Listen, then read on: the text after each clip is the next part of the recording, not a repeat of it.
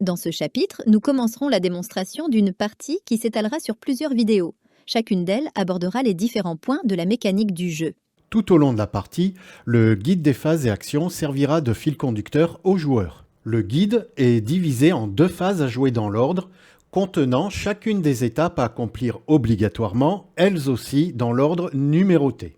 En 1, la phase individuelle « C'est à moi ». Elle débute au démarrage d'une nouvelle partie, puis en cours de jeu au commencement d'un nouveau tour. En partant du joueur ayant le saut numéro 1 et dans le sens des aiguilles d'une montre, les manias jouent individuellement et un par un leur phase « C'est à moi ». En 2, la phase collective « C'est à nous ».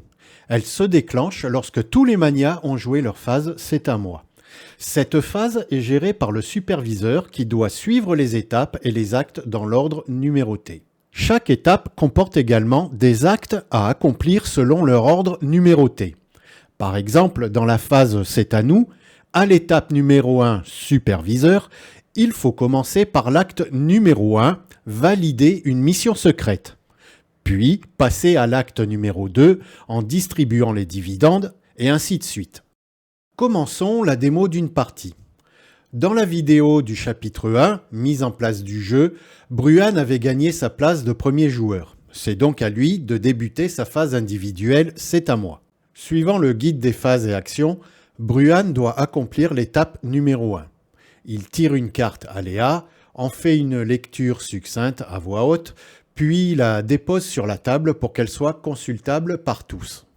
Il a tiré la carte « Actualité, Festival des Abrutis ». Ça concerne l'humeur des citoyens et c'est un effet aléatoire et global. Comme c'est un effet global, c'est-à-dire que le même effet s'appliquera à tous les joueurs ou aux mécaniques générales du jeu, c'est au superviseur de s'en occuper. C'est également un effet aléatoire déterminé par un lancer de dés. Edilia, qui est le superviseur durant ce tour de jeu, lance donc le dé. Elle obtient un 6, chiffre qui désigne l'effet comblé humeur plus 2. Immédiatement, le superviseur applique cet effet. Sur la jauge des humeurs, il déplace le curseur de 2 paliers vers la liesse, puis la carte est mise à la défausse. Bruan peut passer à l'étape suivante. À l'étape numéro 2, le superviseur retourne le sablier. Bruan dispose de 30 secondes pour décider et annoncer à voix haute quelle catégorie il voudra jouer. Pour remarque, une fois le sablier écoulé, une annonce ne peut plus être changée.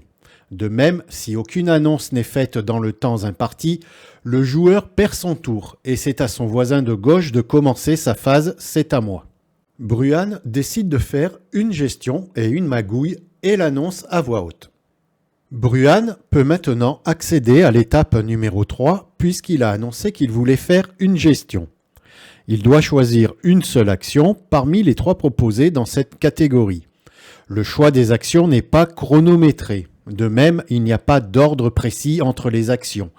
Copiné pouvant être joué avant acheter, dans l'hypothèse où Bruan aurait choisi d'effectuer 2 gestions et non une gestion et une magouille. Cela s'applique également aux actions de la catégorie magouille.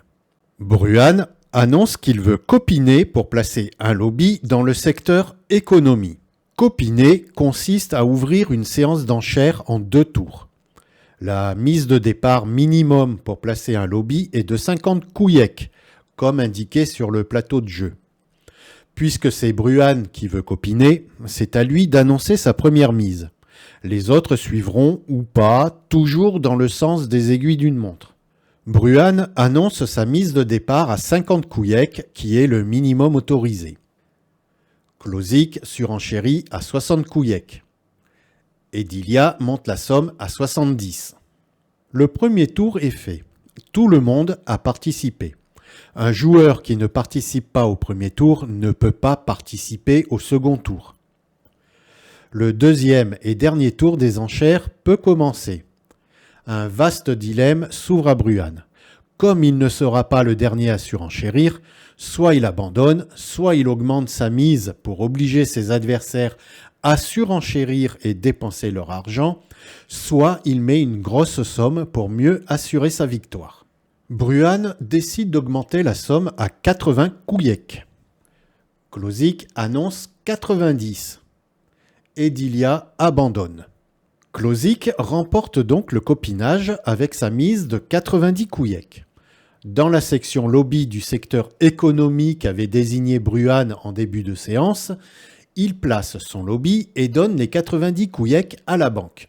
Son action dans la catégorie gestion étant réalisée, Bruan peut maintenant passer à l'étape suivante, la numéro 4, puisqu'il avait annoncé la catégorie magouille. Il doit choisir une seule action parmi celles proposées dans cette catégorie. Bruan choisit d'utiliser une carte magouille qu'il a en main. Il joue une carte malus contre Klosik et la lit à voix haute. Remplacez un lobby ou petit chef adverse sur le plateau qui retourne dans sa base par un de vos sbires de même type disponible dans votre base. Bruan prend un lobby disponible dans sa base et remplace celui que vient de poser Klosik lors de la séance de copinage, lobby qui retourne dans la base de son propriétaire, c'est-à-dire Klosik. La carte magouille est défaussée comme toutes les cartes magouilles utilisées durant la partie. Bruan a terminé son action dans la catégorie magouille. Il doit passer à l'étape 5. Il transmet le totem « C'est à moi » à son voisin de gauche, ce qui clôture sa phase individuelle.